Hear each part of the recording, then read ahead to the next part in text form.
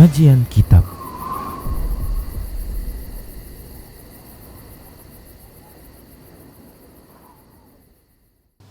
Bismillah, assalamualaikum warahmatullahi wabarakatuh. Innal hamdalillah nahmaduhu wa nasta'inuhu wa nastaghfiruh wa na'udzu billahi min shururi anfusina wa min sayyiati a'malina. Man yahdihillah fala mudhillalah wa man yudlilhu fala hadiyalah.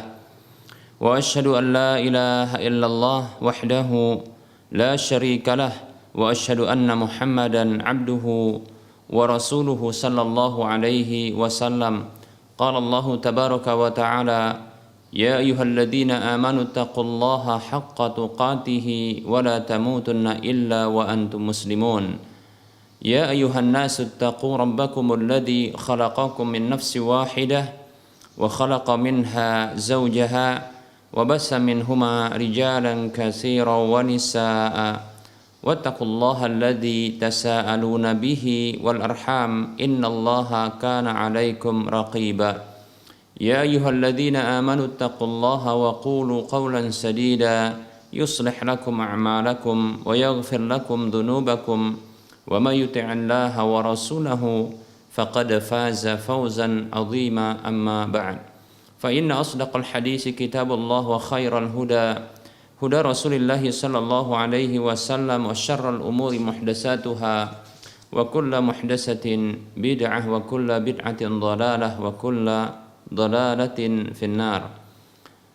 Alhamdulillah, kita bersyukur kepada Allah Subhanahu wa taala atas semua nikmat yang Allah telah berikan. Selawat dan salam tak lupa kita ucapkan untuk nabinya Muhammad sallallahu alaihi wasallam. Para pemirsa Rosyad TV dan para pendengar radio Medan Mengaji di mana saja Anda berada, rahimani wa rahimakumullah. Kita akan lanjutkan pembahasan kitab Minhajul Muslim dalam bab akidah, dan kita masih membahas tentang beriman kepada kitab-kitab Allah Subhanahu wa taala, beriman dengan kitab-kitab Allah Subhanahu wa taala. Sedikit kita mengulang bahwa beriman kepada kitab-kitab Allah Subhanahu wa taala itu mencakup empat hal. Yang ini juga termasuk rukun dari beriman dengan kitab Allah Subhanahu wa taala. Yang pertama adalah mengimani bahwa kitab-kitab suci tersebut diturunkan oleh Allah Subhanahu wa taala dari sisinya secara hakiki. Kemudian yang kedua adalah mengimani nama-nama dari kitab suci yang disebutkan oleh Allah Subhanahu wa taala secara terperinci, dan sekaligus juga mengimani kitab-kitab suci atau lembaran-lembaran suci yang telah Allah turunkan namun tidak disebutkan namanya secara rinci. Kita imani secara global pula demikian.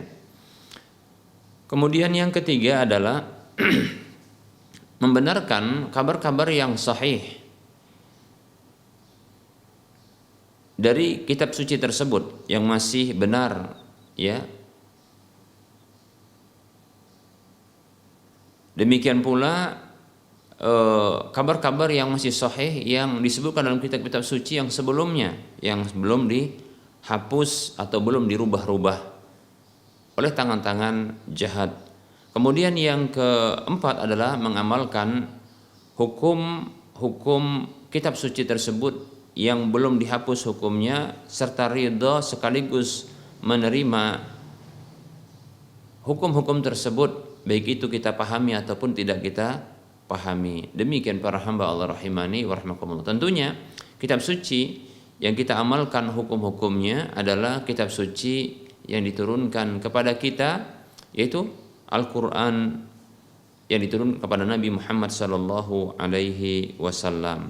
Adapun kitab-kitab suci sebelum Al-Quran itu telah dihapus oleh Allah Subhanahu wa taala dengan diturunkannya Al-Quran. Karena Al-Quran Allah jadikan sebagai muhaimin, ya, muhaimin yaitu hakim, yaitu memberikan putusan penghapus bagi kitab-kitab suci sebelumnya. Sebagaimana Allah Subhanahu wa taala berfirman di dalam surah Al-Maidah ayat 48, Allah mengatakan a'udzu billahi minasyaitonir rajim wa anzalna ilaikal kitaba bil haqqi musaddiqan lima baina yadayhi minal kitabi wa muhaiminan alaih. Kata Allah Subhanahu wa taala, dan kami telah turunkan kepadamu kitab suci dengan membawa kebenaran, yaitu Al-Qur'an. Ya, yaitu maksudnya Nabi Muhammad SAW diturunkan kepada beliau kitab suci Al-Qur'an dengan membawa kebenaran. Musaddiqan lima baina yadayhi minal kitab, dalam kondisi membenarkan kitab-kitab suci sebelumnya, wa muhaiminan alaihi, dan menjadi hukum, ya, pemutus hukum pada kitab suci tersebut, yaitu menjadi penghapus dari hukum-hukum yang ada dalam kitab suci sebelumnya. Demikian para hamba Allah rahimani wa rahimakumullah. Baik, setelah kita menyebutkan pada pertemuan yang lalu tentang dalil-dalil syar'i, ya, dalil wahyu dari Al-Quran maupun hadis Nabi Shallallahu Alaihi Wasallam yang menunjukkan wajibnya kita mengimani kitab-kitab Allah Subhanahu Wa Taala. Berikut ini kita akan menyebutkan dalil akal. Dalil akal menunjukkan wajibnya kita mengimani kitab-kitab suci Allah Subhanahu Wa Taala. Berikut ini penjelasannya. Yang pertama, kita akui bahwasanya manusia itu begitu lemah, di mana manusia tidak mampu, ya, untuk mengetahui segala hal. Manusia dengan keterbatasan pengetahuan yang dimilikinya, maka dia tidak mampu mengenali, ya, segala hal. Lebih-lebih perkara-perkara yang gaib. Demikian para hamba Allah rahimani wa rahimakumullah. Demikian pula perkara-perkara yang menjadi kebutuhan asasi, kebutuhan esensi untuk memperbaiki dan menjaga kemaslahatan jiwa dan raganya. Padahal, ya, manusia itu sangat membutuhkan kepada kemaslahatan-kemaslahatan terkait dengan jiwa dan raganya. Demikian. Sementara Allah Subhanahu wa taala adalah zat yang maha mengetahui segala sesuatu. Nah, karena kelemahan manusia seperti ini, maka tentunya mereka butuh, ya, untuk mendapatkan informasi-informasi tentang apa saja yang bisa memberikan kemaslahatan kepada jiwa dan raga mereka. Sehingga disinilah butuhnya informasi-informasi dari Sang Pencipta mereka, Allah Tabaraka wa Ta'ala. Informasi tersebut, ya, termaktub atau tersusun di dalam sebuah kitab atau tulisan atau pesan-pesan yang ini akan membawa kepada kemaslahatan manusia, ya, yang di dalam kitab suci tersebut terdapat aturan-aturan, ya, hukum-hukum, ya, demikian pula syariat-syariat yang akan merealisasikan kemaslahatan, ya, para manusia tersebut dalam kehidupan mereka, ya, yaitu kemaslahatan yang terkait dengan jasmani maupun rohani mereka. Demikian, ya. Bahkan bukan hanya dalam kehidupan dunia, ya, bahkan sampai kepada kehidupan yang kekal abadi di akhirat kelak. Demikian. Nah, para hamba Allah rahimani warahmatullah, ini, ya, dalil logika, ya, dalil logika yang ini menunjukkan, ya, wajibnya bagi kita untuk mengimani kitab-kitab suci yang telah Allah Subhanahu wa taala turunkan tersebut. Karena kitab-kitab suci itu adalah mengandung, ya, aturan-aturan baku, aturan-aturan yang sangat mendasar, aturan-aturan yang sangat penting, ya. Begitu juga, ya, ketentuan-ketentuan, syariat-syariat, ajaran-ajaran yang ini akan menghantarkan kepada kemaslahatan bagi jiwa dan raga mereka, jasmani dan rohani mereka, baik itu dalam kehidupan dunia mereka maupun akhirat mereka. Seperti itu. Sementara manusia tidak mampu untuk bisa mengetahui satu persatu dari kemaslahatan-kemaslahatan tersebut, atau apa saja yang akan membawa kemaslahatan bagi jiwa dan raga mereka. Demikian para hamba Allah rahimani wa rahimakumullah, ya. Nah, di sini ya kita sadari ya kebutuhan kita kepada Allah Subhanahu wa taala untuk memperbaiki, untuk memberikan kemaslahatan bagi jiwa dan raga kita, ya, dalam kehidupan dunia kita menuju akhirat kita kekal abadi selamanya. Demikian. Nah, sehingga hal ini, kesadaran seperti ini ya mengharuskan kita untuk mengimani kitab-kitab suci Allah Subhanahu wa taala tersebut yang berisi tentang aturan-aturan, ajaran-ajaran, ya, syariat-syariat yang akan ya menghantarkan semuanya itu menghantarkan kepada kemaslahatan, ya, kebaikan ya, bagi jiwa dan raga kita, jasmani dan rohani kita, baik dalam kehidupan dunia maupun akhirat kita. Demikian para hamba Allah rahimani wa rahimakumullah. Berikutnya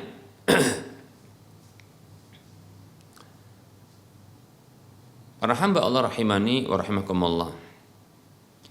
Dalil logika yang berikutnya, dalil logis ya atau dalil akal yang menunjukkan ya wajibnya kita untuk mengimani kitab-kitab suci Allah Subhanahu wa taala adalah tatkala para rasul yang mereka ini merupakan perantaraan, ya, mereka ini adalah orang-orang yang menjadi pilihan Allah Subhanahu wa taala yang akan memperantarai ya antara Allah Subhanahu wa taala sang pencipta dengan para makhluk, ya, para hamba yang diciptakan oleh Allah Subhanahu wa taala. Yang mereka ini menyampaikan pesan-pesan dari Allah Subhanahu wa taala. Yang mereka ini akan menyampaikan ajaran Allah Subhanahu wa taala. Yang mereka ini akan ya mengajarkan dan memberlakukan tentang aturan-aturan Allah Subhanahu wa taala di permukaan bumi ini.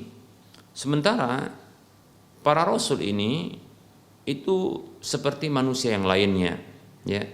Mereka hidup di atas permukaan bumi ini memiliki batas waktu, ya. Mereka setelah mereka hidup sekian lama dan mereka telah memberlakukan aturan-aturan di permukaan bumi ini, telah mengajarkan kepada manusia, ya, sesuai dengan ya perintah yang diembankan oleh sang pencipta mereka kepada mereka untuk diajarkan kepada sesama mereka. Mereka ini memiliki batas waktu, ya. Demikian. Nah, kalaulah ajaran-ajaran Allah Subhanahu wa taala ini yang telah mereka ajarkan kepada manusia, aturan-aturan Allah Subhanahu wa taala yang telah diberlakukan, ya, kepada manusia dan ini telah berlaku. Nah, ini tidak dikandung atau tidak ditulis atau tidak termuat di dalam satu kitab yang khusus. Maka dengan wafatnya para rasul tersebut, maka ini akan menjadi ya aturan tersebut akan menjadi sirna, ya. Aturan tersebut akan menjadi sia-sia. Aturan tersebut ya dengan berjalannya waktu ini akan semakin ya hilang, ya, dengan jauhnya mereka dari para rasul yang telah wafat tersebut. Ya. Nah, ketika itu ya manusia akan berada dalam kondisi ya tidak ada lagi aturan, tidak ada lagi ajaran, ya, tidak ada lagi ya orang-orang yang menjadi penyampai pesan dari Allah Subhanahu wa taala sang pencipta mereka, sehingga ya tujuan asli dari wahyu diturunkan tersebut ya ini tidak akan terrealisasi. Nah, oleh karenanya di sini kita menyadari pentingnya ya Allah Subhanahu wa taala untuk menurunkan ya kitab suci ya. Yang ini akan terus dijaga, ya, akan dijaga, ya. Demikian, ya. Nah, para hamba Allah rahimani rahimakumullah, ini logika, dalil logis, ya. Dalil logis bagi manusia ya tentang pentingnya ya diturunkannya kitab suci oleh Allah Subhanahu wa taala yang akan menjadi aturan bagi manusia, ya, yang akan menghantarkan kepada kemaslahatan jiwa dan raga mereka jasmani dan rohani mereka dalam kehidupan dunia sampai menuju kepada akhirat, kehidupan yang kekal abadi selamanya. Demikian para hamba Allah Subhanahu wa taala.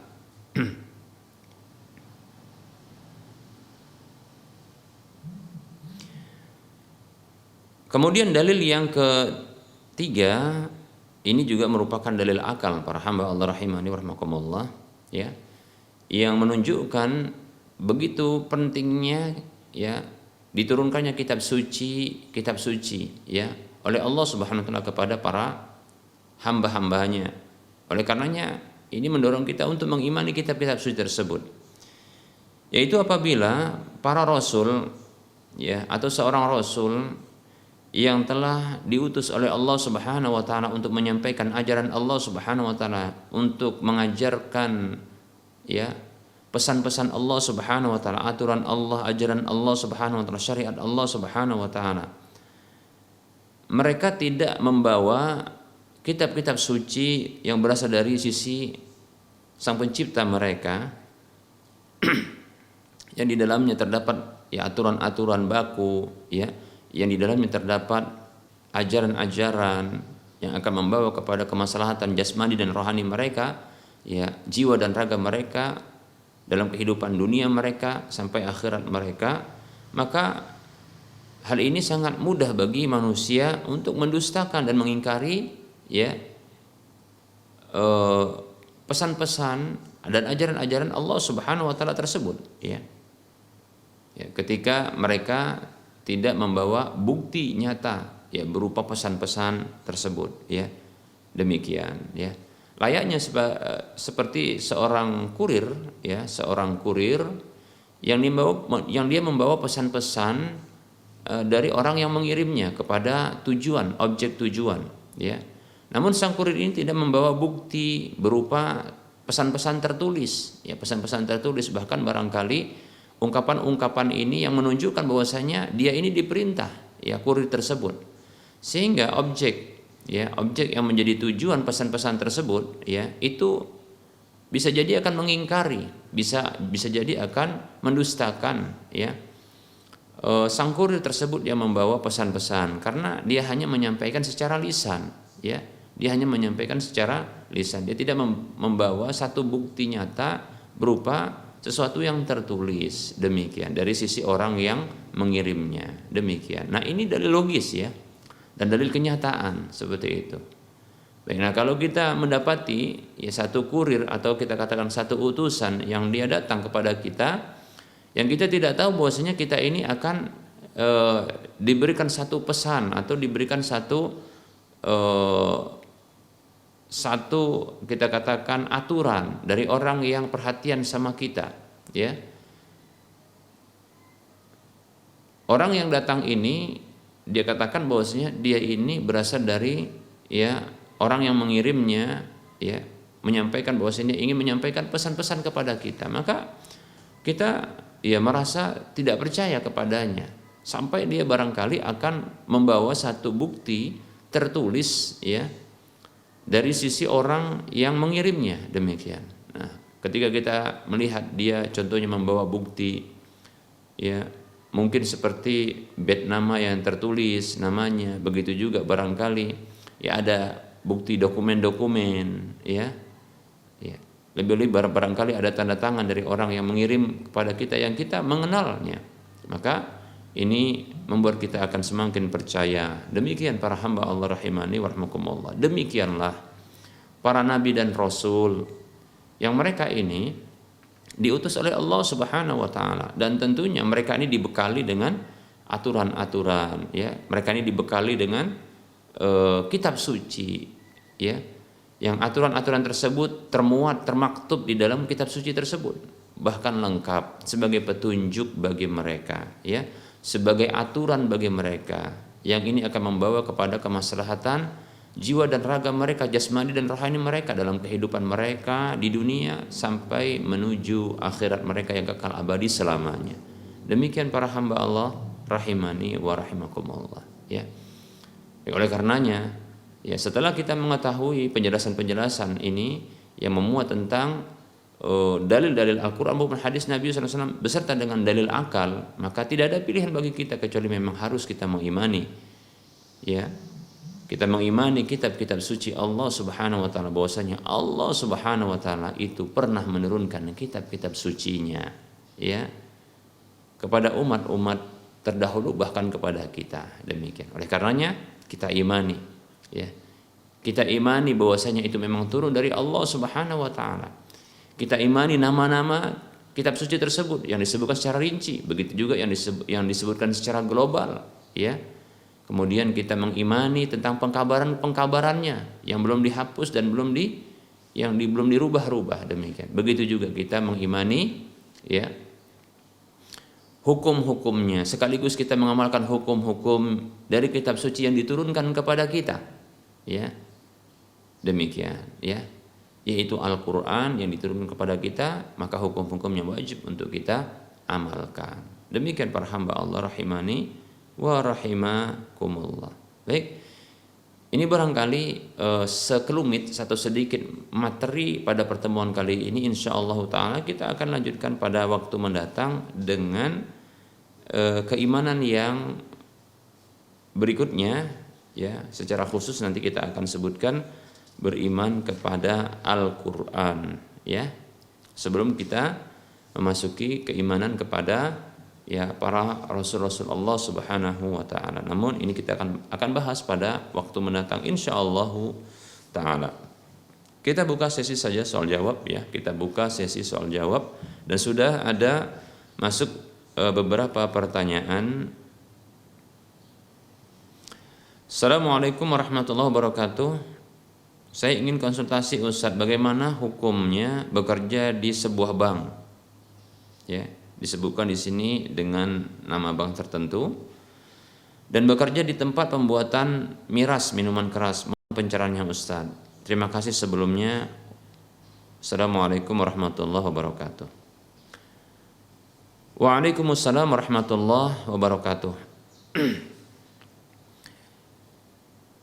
Bekerja di tempat-tempat maksiat, seperti contohnya tempat yang memberlakukan di tempat tersebut riba, bahkan asas dari usaha tersebut adalah riba. Seperti contohnya adalah perbankan ribawi, ya, yang memberlakukan riba, ya. Baik itu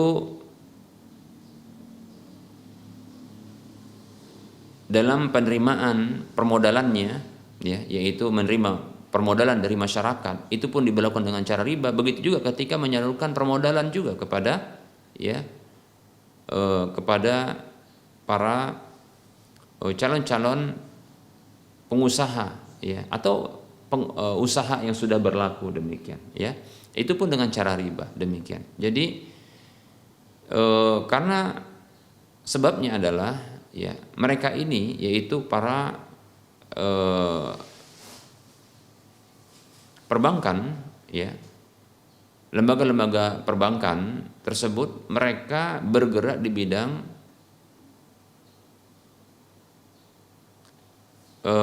finance, yaitu pembiayaan, ya. Mereka pembiayaan yang mereka tidak ingin menanggung risiko kerugian, ya. Semua bentuk lembaga-lembaga perbankan, baik itu yang besar maupun yang kecil, ya, mereka ini bergerak di bidang finance, yaitu pembiayaan. Yang pembiayaan ini adalah memberikan biaya-biaya, menarik biaya, begitu juga memberikan biaya, ya. Dan mereka tidak mau menanggung risiko kerugian, sehingga, ya, proses yang diberikan adalah, atau skema yang diberikan itu adalah skema hutang, ya. Begitu juga ketika menerima biaya atau dana dari masyarakat, itu adalah akad hutang, karena dijamin, ya, modal dana yang telah masuk tersebut, kemudian dijanjikan adanya tambahan-tambahan. Begitu juga, ya, ketika mereka menyalurkan dana-dana tersebut untuk dimodalkan, untuk dijadikan biaya, ya, pembiayaan. Nah ini mereka juga memberlakukan model hutang di mana mereka ya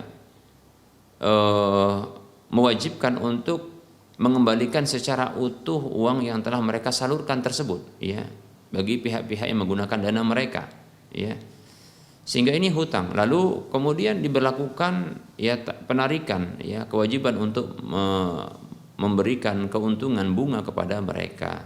Nah ini adalah bentuk hutang piutang yang menarik keuntungan, maka itu adalah riba ya. Sebuah kaidah dalam syariat kita, agama kita, ajaran agama kita yang disepakati oleh para ulama seluruhnya dari mulai zaman sahabat sampai saat ini ya, sebuah kaidah yang statusnya ijma disepakati oleh seluruh para ulama tanpa ada perbedaan dengan ungkapan kullu qardin jarra manfaatan fahuwa wajhun min wujuhir riba. Setiap hutang piutang yang menarik keuntungan ya, hutang piutang yang menarik keuntungan yang menerapkan keuntungan ya, tambahan manfaat apa saja, maka itu merupakan salah satu dari bentuk riba, yaitu riba hutang piutang. Demikian ya. Maka itu riba.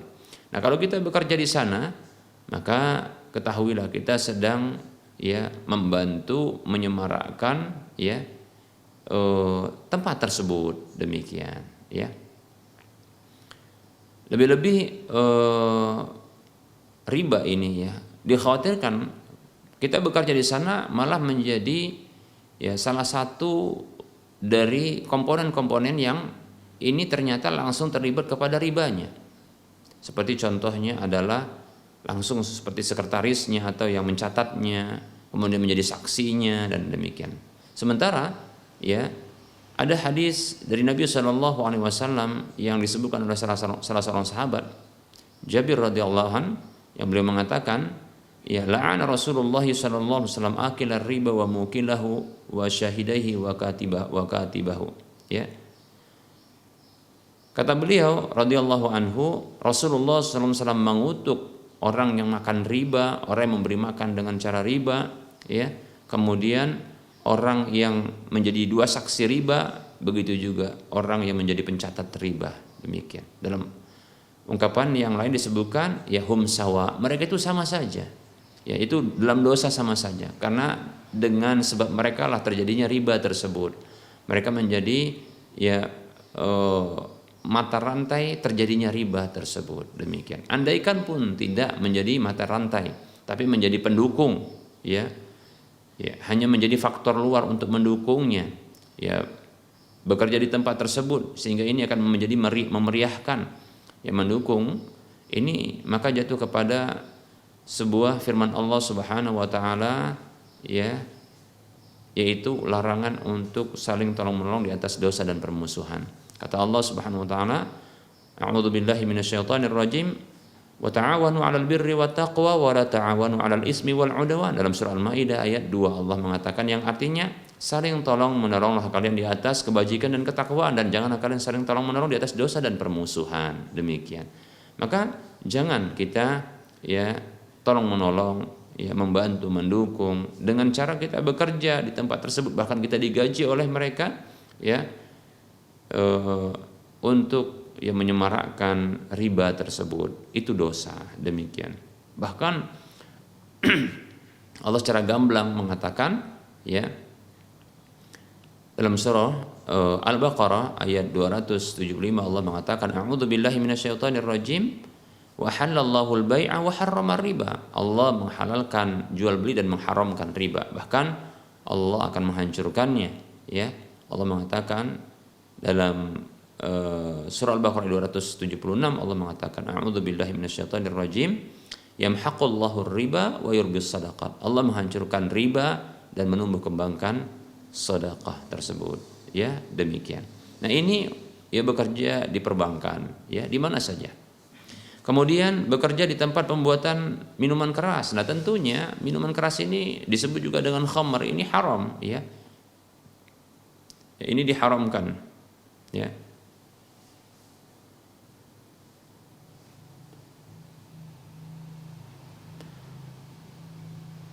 Allah Subhanahu wa taala mengatakan ya A'udzubillahi minasyaitonir rajim. Innamal khamru wal maisiru wal ansabu wal azlamu rijsun min amali syaitan fajtanibuhu la'allakum turhamun, ya.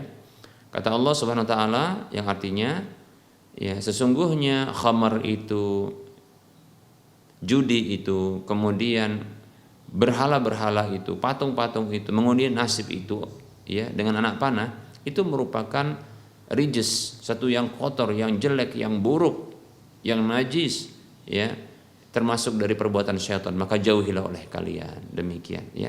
Maka jauhi, tinggalkan, demikian. Karena sudah diharamkan oleh Allah Subhanahu wa taala, demikian. Nah, kalau bekerja di tempat tersebut, berarti kita membantu ya orang lain untuk mengkonsumsi khamar tersebut. Lalu kita mendapatkan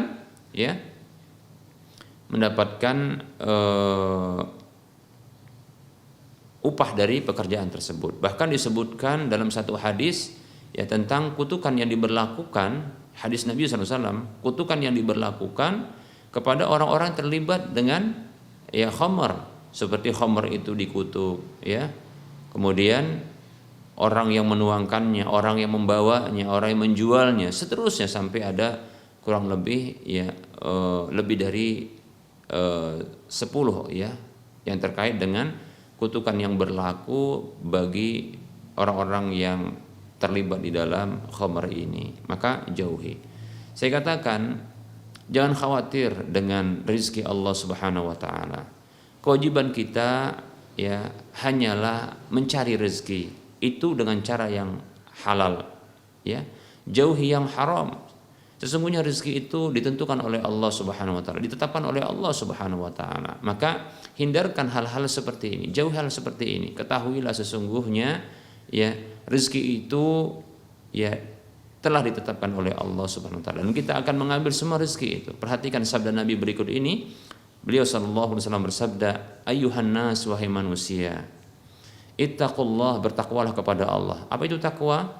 Kerjakan yang diperintahkan, tinggalkan yang diharamkan, ya. Ittaqullah, bertakwa kepada Allah. Wa ajmilu fit talab, perbagus dalam mencari rezeki. Inna nafsan an tamuta hatta tastawfi rizqaha. Sesungguhnya sebuah jiwa tak akan mati sampai dia mengambil semua rezekinya. Wa in abuta anha, walaupun terasa lamban bagi jiwa tersebut. Wattaqullah, lalu Rasulullah mengulangi lagi, bertakwalah kepada Allah, dan bertakwalah kepada Allah. Wa ajmilu fit talab, dan perbagus dalam mencari rezeki. Bagaimana caranya? Khudhu ma halal, ambil yang halal, wa da'u ma hurrima, tinggalkan yang haram. Demikian. Kita hanya diperintahkan ya untuk mencari rezeki, dan itu dengan cara yang halal, ya. Jadi bekerjanya itu diperintahkan dan kita dapat pahala. Mencari yang halal itu ya dengan cara yang halal, mencari rezeki dengan cara yang halal disebut dengan bekerja dengan cara yang halal, maka itu diperintahkan. Adapun rezeki itu kejutan, ya, demikian. Ya, rezeki itu berbeda dengan pekerjaan. Ya, pekerjaan itu kita perintahkan, kita diperintahkan untuk melakukannya, ya. Maka cari yang halal saja. Adapun rezeki nanti Allah akan berikan, demikian. Ini dua hal yang berbeda, demikian. Pernahkah kita melihat ada orang yang mereka tidak bekerja namun mendapatkan rezeki? Ada. Tapi kita katakan ini satu hal yang cacat dan membuat malu, kita katakan, ya, tidak bekerja tapi hanya mengharapkan dari orang lain, tidak, ya. Cuma kita ingin menjelaskan bahwasanya ada perbedaan antara rizki dengan bekerja, demikian. Rizki itu kejutan, bekerja itu kewajiban, demikian, seperti itu. Nah, kalau kita lakukan ya melakukan pekerjaan yang halal saja, kita dapat pahala, nanti kita dapat rezeki pula, begitu, demikian, ya. Wallahu ta'ala a'lam, ya.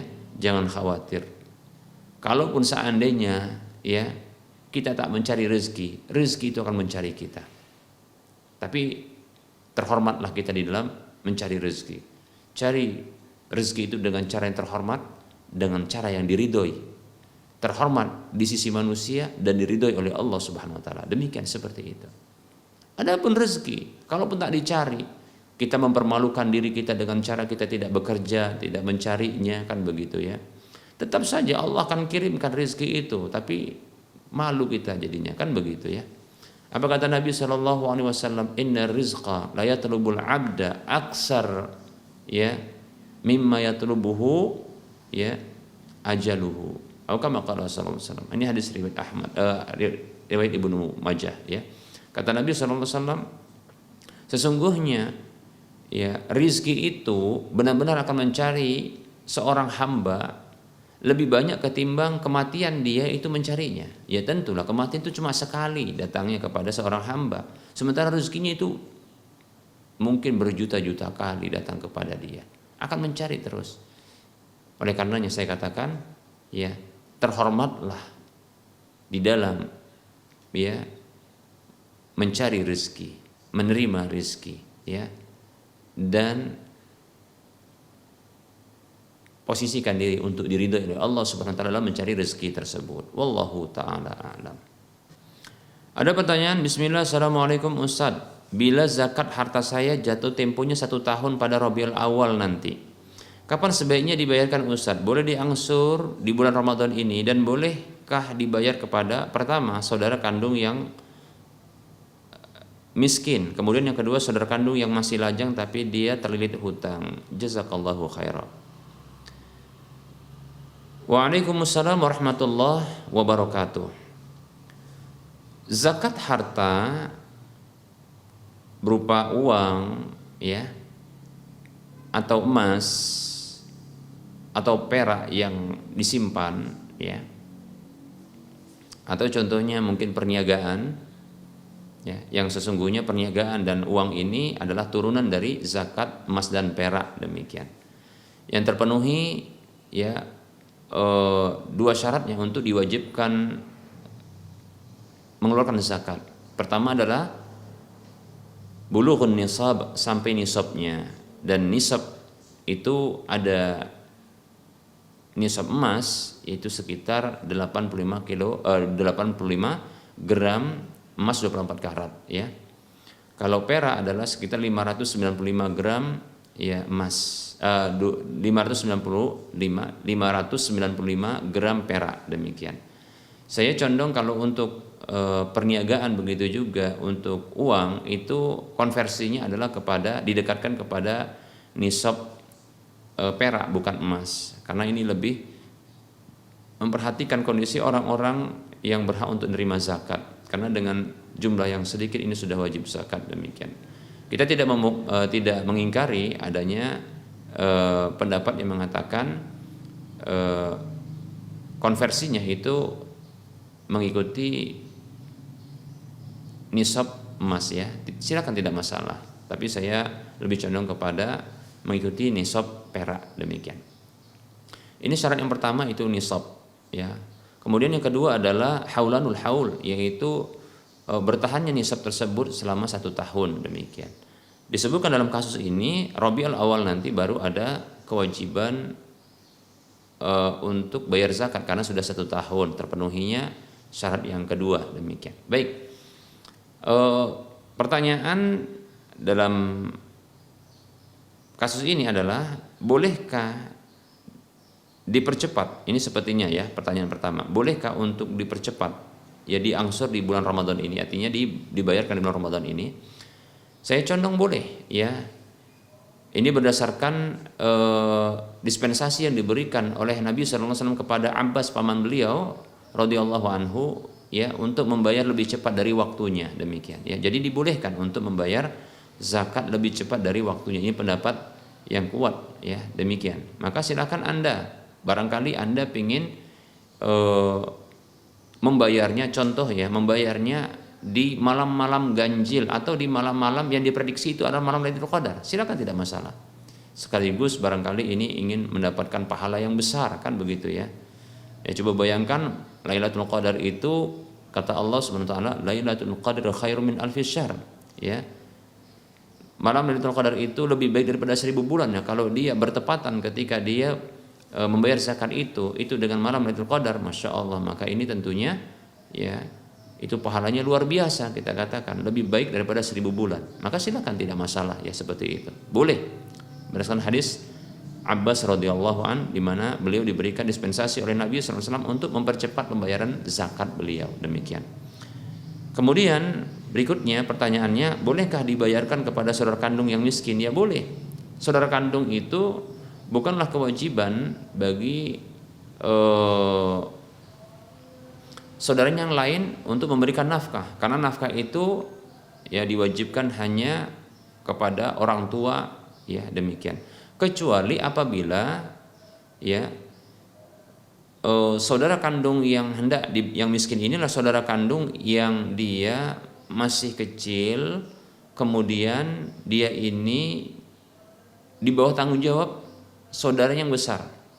Contohnya sang penanya ini adalah, kita katakan adalah seorang laki-laki yang dia telah dewasa, sementara saudara kandungnya ini adalah masih kecil dan miskin seluruhnya. Maka kita katakan ya seorang yang laki-laki dewasa itu menafkahi adik-adiknya yang masih kecil ketika orang tuanya telah tiada, seperti itu ya. Demikian. Wallahu taala alam, seperti itu. Namun apabila ternyata saudara kandung ini itu sudah tidak lagi bersamanya karena contohnya sudah menikah, demikian ya, atau sudah berpisah hidupnya ya karena sudah dewasa, maka tentunya tidak ada kewajiban untuk menanggungnya. Dan ini sepertinya ini yang dimaksudkan ya, karena kalimat miskin ini, bagaimana bisa saudara kandung ini miskin sementara dia ini kaya? Maka ini bisa dipahami dari pertanyaan ini seolah-olah ini terpisah ya, sudah kehidupan yang terpisah. Maksudnya adalah sepertinya saudara kandung ini telah menikah sehingga tidak ada kewajiban untuk menanggungnya. Nah, oleh karenanya ya boleh untuk mengarahkan zakat kepada orang-orang yang bukan merupakan kewajiban yang untuk menafkahinya, seperti saudara-saudara yang miskin ini. Demikian. Begitu juga saudara kandung yang masih lajang, yang dia seorang pemuda, ya maksudnya laki-laki, yang sesungguhnya kewajibannya adalah untuk mencari nafkah sendiri ya. Sudah lajang ini berarti sudah dewasa, kemudian wajib bagi dia untuk mencari nafkah sendiri ya. Lebih-lebih ini terlilit hutang. Nah, perlu kita ketahui miskin dan memiliki hutang ini merupakan ya orang-orang yang berhak mereka untuk menerima zakat ya. Allah Subhanahu wa taala berfirman di dalam surah At-Taubah ayat 60, Allah mengatakan, a'udzubillahi minasyaitonir rajim, innamas shadaqatu lil fuqara'i wal masakini wal 'amilina 'alaiha wal mu'allafati qulubuhum fir riqabi wal gharimina wa fi sabilillahi wa binis sabil fariidatan minallah. Sesungguhnya sedekah-sedekah yang wajib itu diarahkan kepada fakir miskin. Ya, miskin, fakir miskin ya. Kemudian adalah amil, yaitu petugas zakat, kemudian mu'allaf, yaitu orang yang dilunakkan hatinya ya. Kemudian adalah gharim, orang yang membebaskan budak, kemudian gharim yaitu orang yang terlilit hutang ya, orang yang memiliki hutang. Kemudian orang yang jihad fisabilillah dan orang yang terputus bekalnya dalam perjalanannya, demikian ya. Itu kewajiban dari Allah Subhanahu wa taala. Surah At-Taubah ayat 60, demikian. Jadi dua jenis orang ini, itu miskin dan terlilit hutang atau memiliki hutang, ini orang yang berhak untuk terima zakat. Lebih-lebih ini adalah keluarga, saudara kandung ya, yang ini merupakan orang yang memiliki hubungan kerahiman dengannya. Maka insya Allah ta'ala kalau diarahkan zakat kepada mereka ini, maka akan mendapatkan dua pahala. Pertama adalah pahala zakat, kemudian yang kedua adalah mendapatkan pahala silaturahim ya. Nabi Muhammad SAW bersabda, as-sadaqatu 'alal miskin sadaqatun wa 'ala dzirrahimi sintani sadaqatun wa silatun. Hadis riwayat Tirmidzi kalau tidak salah ya. Kata Nabi SAW, sedekah itu ada yang wajib, ada yang sunat. Di antara yang wajib itu sedekahnya adalah zakat, demikian. Dan zakat termasuk sedekah. Kata Nabi SAW, sedekah itu kepada orang miskin itu pahalanya satu, yaitu sedekah. Adapun sementara kepada dzirrahim, yaitu orang yang memiliki hubungan kerahiman, kekerabatan seperti saudara-saudara kandung ini ya, yang tidak menjadi kewajiban baginya untuk menafkahinya, diarahkan sedekah atau zakat kepada mereka, maka di situ ada dua pahala. Yang pertama ya, sadaqatun, pahala sedekah itu pahala zakatnya, kemudian wasilatun, dan pahala silaturahimnya. Demikian ya, silahkan Anda arahkan zakat Anda itu lebih cepat kemudian kepada saudara-saudara kandung ini yang mereka miskin atau terlilit hutang. Demikian ya. Silakan memilih di bulan Ramadan ya, silakan, bahkan di malam-malam yang diperkirakan itu adalah malam-malam Lailatul Qadar. Wallahu taala a'lam wa anta fajazakallahu khaira. Ada pertanyaan, Assalamualaikum Ustadz, dalam masyarakat yang belum mengenal sunnah mereka membagi warisan sama rata. Kajian masyarakat umum juga setahu saya penceramahnya tidak menyampaikan semua yang seharusnya masyarakat harus tahu seperti pembagian warisan yang telah Allah tetapkan. Perangkat desa yang diminta warga untuk membagikan warisan sistemnya begitu juga sama rata. Alhamdulillah saya diberikan hidayah, alhamdulillah, untuk mengenal sunnah, belajar banyak yang sebelumnya tidak diketahui. Yang mau saya tanyakan, kesalahan siapa ya Ustadz? Karena umum begitu masyarakat di desa ataupun di kota, cara membagi warisannya yang seharusnya berhak mendapatkan warisan akhirnya tidak dapat. Contoh, adik laki-laki yang kakak perempuannya meninggal tidak punya anak laki-laki, ya, yang seharusnya tidak berhak mendapatkan warisan akhirnya dapat. Contohnya cucu yang terhalang oleh anak laki-laki. Demikian. Syukran Ustaz, jazakumullahu khairan. Waalaikumsalam warahmatullahi wabarakatuh. Wa anta fajazakallahu khairan. Nah, kalau ditanya kesalahannya, mungkin semua pihak ini bisa salah, kan begitu ya. Tapi ya sebaiknya jangan mencari-cari kesalahan, tapi mari kita melakukan perbaikan, begitu saja ya. Ya sebisa mungkin siapapun di antara kita ini menjadi ya pintu-pintu atau kunci-kunci pembuka pintu kebaikan bagi orang lain ya.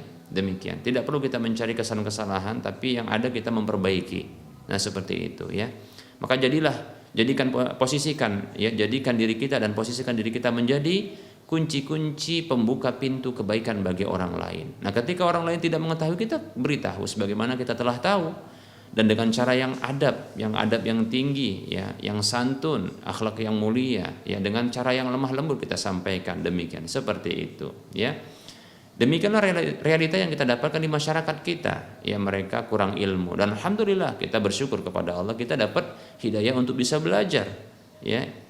Begitu nikmatnya, maka mestinya kenikmatan yang kita miliki ini kita bagi juga kepada saudara-saudara kita. Demikian ya.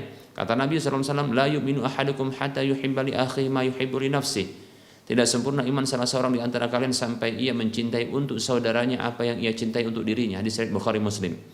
Nah, kalau kita cinta sunnah ini ada pada diri kita, kita cinta hidayah ilmu agama ini ada pada kita, dan begitu nikmatnya iya bagi diri kita, maka kita harus ya, sebagai konsekuensi keimanan kita harus ya membagikan hal ini kepada saudara-saudara kita. Harus ada ini pada mereka. Demikian. Dengan cara yang santun pula, ya, dengan cara yang lemah lembut pula. Demikian ya. Sebagaimana kita dahulu pernah menerimanya demikian ya. Kita ajarkan ya. Maka perlahan tapi pasti, seperti contohnya ya kita sampaikanlah ya, bisa dengan bahasa yang lemah lembut dengan lisan kita, bisa juga dengan artikel, tulisan-tulisan bagi yang suka membaca maka dibagikan. Begitu juga bagi yang mungkin suka mendengar maka dibagikan ceramah, contohnya tentang warisan ini ya, seperti itu ya. Sebaiknya jangan mencari kambing hitam, cari saja kambing putih ya, itu lebih bagus barangkali ya. Tidak usah dicari kesalahan-kesalahan orang. Nah, biasanya kalau orang dicari-cari kesalahannya nggak akan ketemu ya untuk solusinya, karena terus disalahkan ya. Yang ada kita melakukan perbaikan, insya Allah Ta'ala ini yang lebih bagus ya. Terus memberikan perbaikan dan nasihat atas dasar ketulusan ya, demikian ya. Wallahu ta'ala alam ya. Hadani Allah wa iyyaka wal muslimin wal muslimat jami'ahum. Amin ya rabbal alamin. Baik. Pertanyaan berikutnya,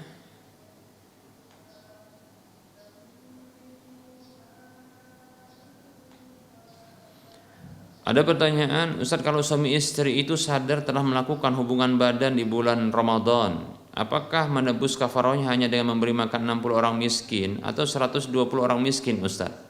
Oh, ini suami istri ini sama-sama ya menyengaja untuk berhubungan badan di luar Ramadan, ya di dalam Ramadan. Maksudnya apakah sang suami saja yang bayar kafarahnya ataukah istri juga harus bayar kafarahnya? Demikian.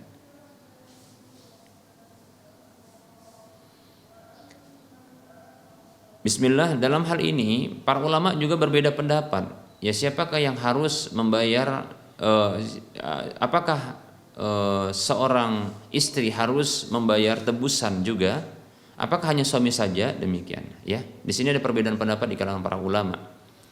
Kalau mau berhati-hati, karena ternyata bersekongkol ini antara suami istri untuk melakukan hubungan badan di dalam atau di siang Ramadan dalam kondisi berpuasa Ramadan, maka untuk berhati-hati silahkan bayarkan juga untuk istri, demikian ya.